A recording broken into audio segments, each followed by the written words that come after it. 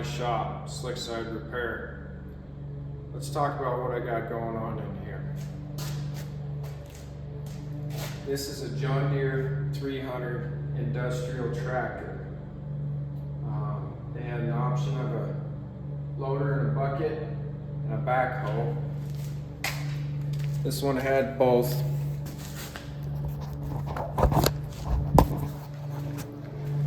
I bought this from a fella in town, and the reason he stopped running it was because of that coupler right there. That drives the main hydraulic pump for everything. The old one came apart and it ended up bending the fan and sending it into the old radiator, and he just quit running it after that. You see the old radiator here with the marks from the fan hitting it. He thought that the hydraulics were weak on it because he'd run it for a while and then it would lose all hydraulic power. These particular tractors have got two different hydraulic pumps I know of. First one's inside the transmission. I believe it's a gear pump, and it sends fluid up to the front, and then this big 8 piston pump here is what actually builds the pressure. After I got this thing going, after putting a new radiator in it, fixing the fan, new fan belt, and the coupler, the best pressure I could get out of this hydraulic pump was 1500 psi. I don't know a lot about these pumps, but you can see here's the housing off the front. This screw here, what research I've done, this is a bypass, so when it decides, or when you start it, it isn't trying to start under a load of hydraulic pressure. On the opposite side is this port, and in it was this guy.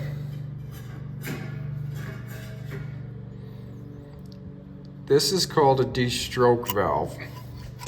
Slides up in here, just like that. And this goes in behind it, and then there's a set screw. From what I understand, according to the book, I'm supposed to be able to adjust this set screw up to get the PSI that I want. Should be somewhere around 2000 PSI. This particular tractor's got power steering on it, and I thought that maybe I had an internal leak in it and that was causing the lack of pressure. But the pressure line for it is right here, goes up to the steering column. I took it off and then I capped off the other fitting, the high pressure fitting right there.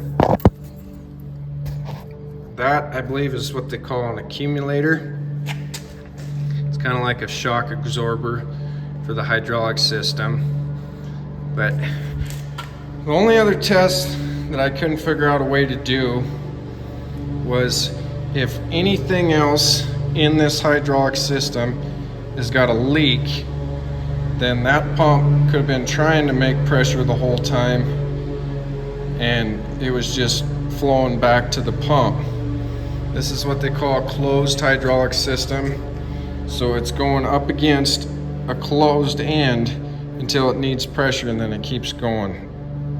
I thought about trying to deadhead this pump, but I didn't really like the idea of that. So finally I just broke down, bought a new pump for it. I went with an aftermarket one because it was new versus a reman, and I haven't had very good luck with reman stuff.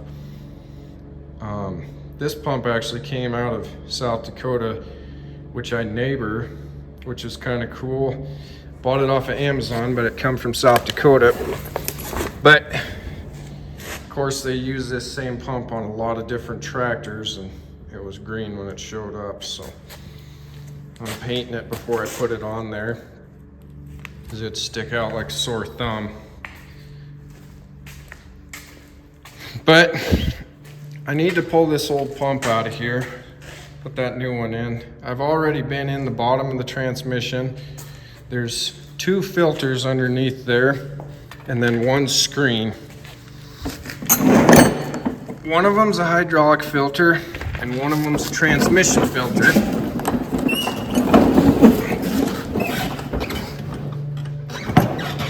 There's a filter in here, and a filter in this one. They're actually the same part number. I believe that this one here is the transmission filter. It'd make the most sense. And then this is probably the hydraulic filter sideways. The screen I'm talking about, this hose goes to the bottom of the transmission here. And behind this big fitting, there's a screen inside there, pickup screen. When I tore this all apart, my screen was fairly plugged, and it pulled out of there hard because it was plugged. So I ended up tearing the screen, and I bought a new one to put in there. I was kind of hoping that that was going to solve all my problems once I got it going. It didn't though. This guy right here is also a suspect in the whole hydraulic problems. It's what they call a priority valve. It takes pressure from the main pump. It goes back to that priority valve, and it sends majority of the pressure to the power steering. So you should always have power steering. I think maybe the brakes too. It has what they call wet brakes on here, and I don't completely understand those. But it's supposed to take anything 1800 PSI or less and send it to the power steering. And one of the tests in the book was to take and adjust this D-stroke valve down to 17 or 1500 PSI, if I remember right, and then try to operate the bucket.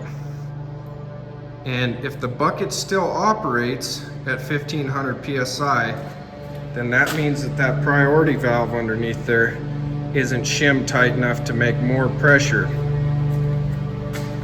So I tried that test with this machine, and it all seemed like it was working correctly to me. So that's why I ended up here.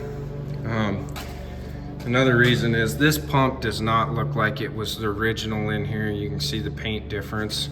And then I'm going to show you one more thing. There's a whole bunch of check valves inside this pump. See if I can get one out of there. Okay. This is a check valve. Kind of funny looking little guy. You can see that ring on there.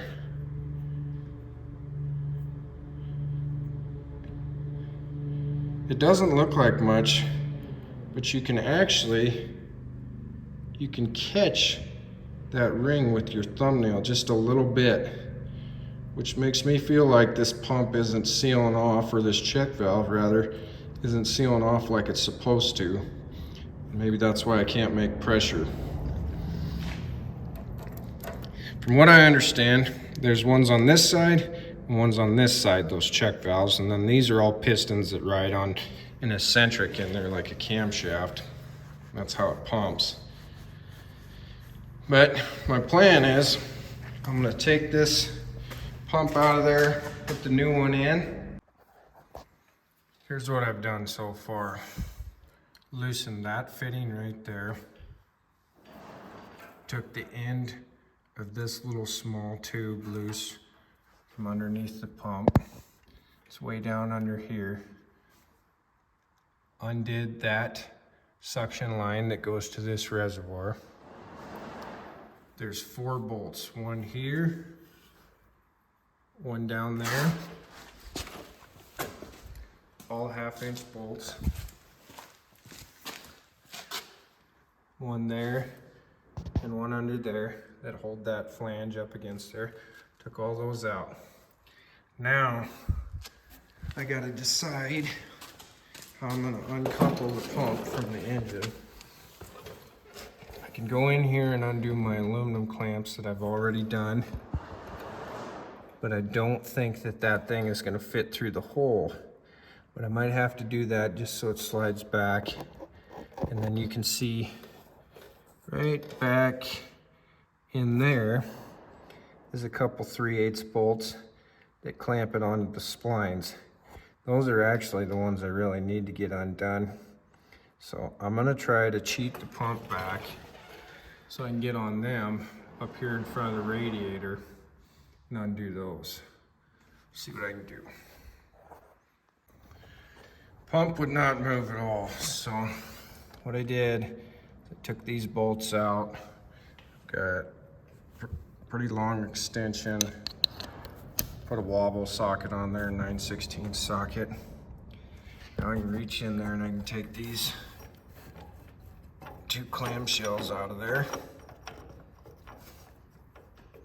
Maybe.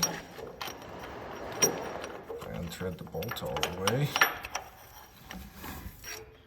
There's one. Knock the other one down in there, which is probably fine for now. So let's see if that pump will pop back out of there. Got a nice little groove here to pry on. Looks good. Popped right back. Should be able to get it far enough back. Gonna have to use 2 hands. But you can see what I'm trying to get to down in there, man. She's dirty too. Some of you might be asking why I didn't just rebuild this pump. I did look up some of the parts, some of these check valves and pistons and seals and everything. And I was already getting close to the $600 range. And I wouldn't have known if any of the bores were too big for the pistons or not. So that's why I chose to go with this new pump. It was $900 shipped to me. So that seemed like an easy decision, minus a headache. Here's the other flange, I guess you'd call it, that I was trying to get to. A couple 3/8 bolts that pinched down on the splines. I didn't think it was gonna fit through that hole at first, but it does. So just get a pry bar and pry up on the bottom edge of the pump, and it popped right out of there. You do have to make sure that the other side of it is flopped the right direction so it doesn't hit the bottom of the radiator. I'm gonna go ahead and get that off of there, get that surface cleaned up, get ready to put that new pump in there. All right, so next day, let that paint dry a little bit. Started putting these fittings in this new pump. Took 4 of them out of the old one that only needed 3. Let's see. I think that this is a suction. This is to that reservoir that hangs above it. I'm not real sure why they needed that too. That'd have to be a suction. And I know this is my pressure line. There's 3 different pumps that all look exactly like this, and it all has to do with how much they put out. The main difference I found is the size of this port. This one's 1 1/16 inches, and it's like a 22-23 gallon per minute pump. You could end up with it was like a 12 gallon per minute pump, I think, and it was only a 7/8 inch port. So that was fairly easy. I just measured this fitting right across here, and I knew that was 1 1/16 inches. So that's the pump I ordered. This particular tractor being a backhoe, obviously it's going to need a lot more hydraulic fluid than just regular tractor or even a loader tractor. So I imagine that's why this had the bigger pump on it. So what do I got going on? I pulled the reservoir because I'm going to pull the radiator out. I was trying to get around not having to do that, having to drain the coolant again, but decided I'm not going to be able to get the depth set right on that coupler for that pump and get it tight just by tightening it out here. So I'll show you more about that when I get to that point. But there's 2 bolts, one under here, one on the other side. Both have a spring on them. They go up, and that's what holds the radiator in place. Reservoir syrup was pretty much self-explanatory. Couple bolts back on here. I need to do something about this. The solder let loose there. Now I'm going to undo lower radiator hose, and then this is going to be ready to come out of there.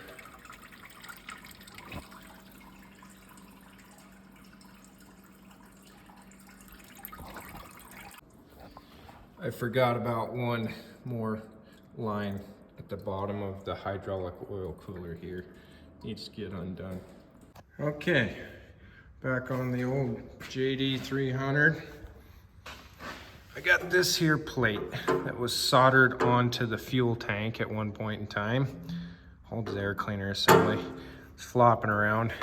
Once the air cleaner's bolted to it, it actually doesn't have very much room to flop around. But I am not gonna solder that back on there because tank's got fuel in it. I don't really think that's probably a good idea. I could drain it, fill it full of water, solder it on there. I'm not gonna do any of those.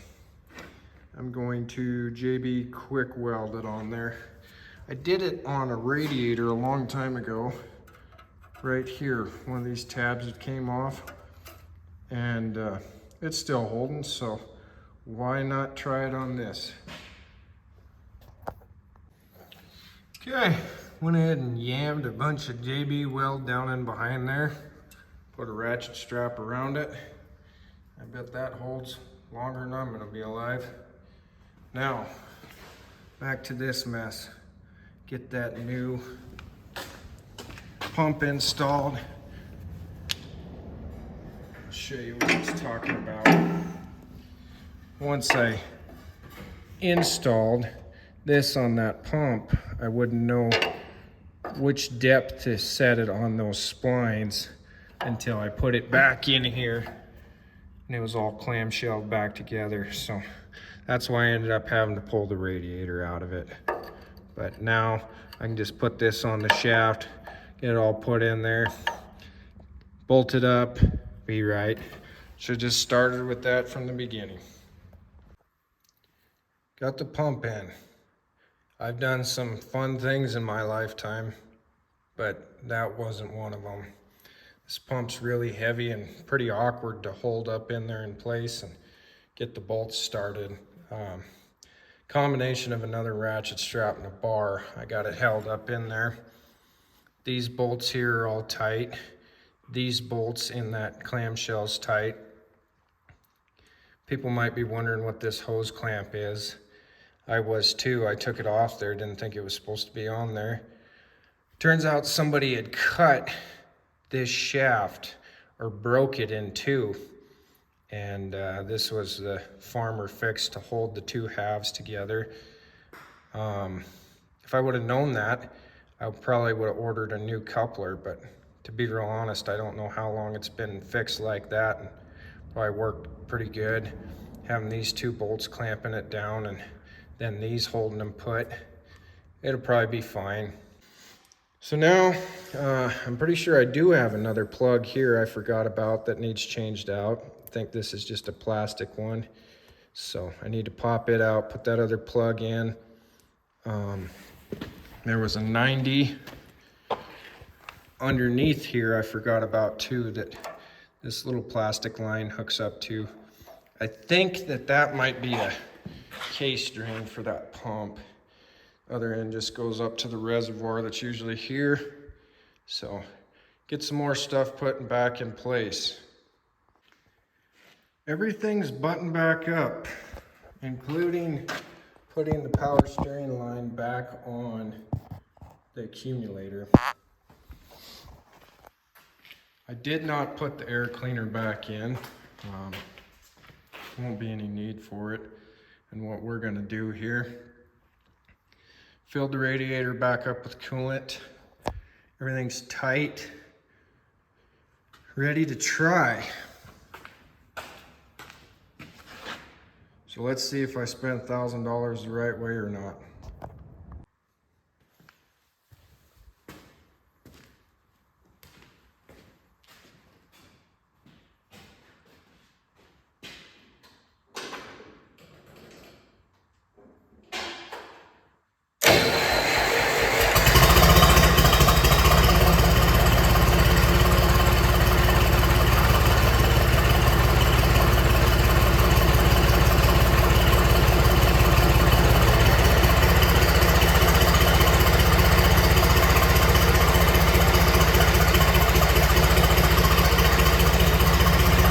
Just heard the RPM slow down and the tone change, so I believe that means that that pump just picked up oil.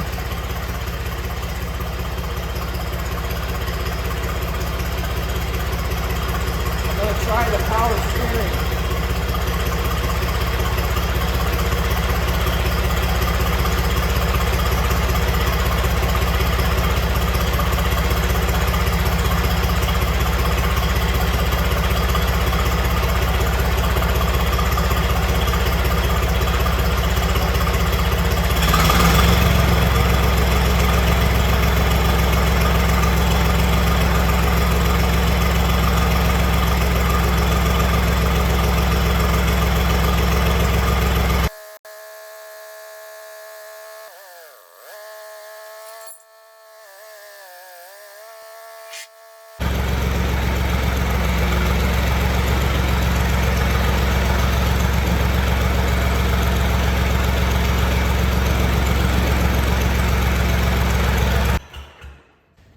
Well, I might have fixed some of it.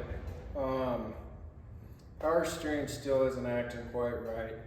I don't know if that means that something needs bled, still got a lot of air in the system or what. The hydraulics are the quickest that they've ever been. You could see it jerking. There's still a lot of air in the system.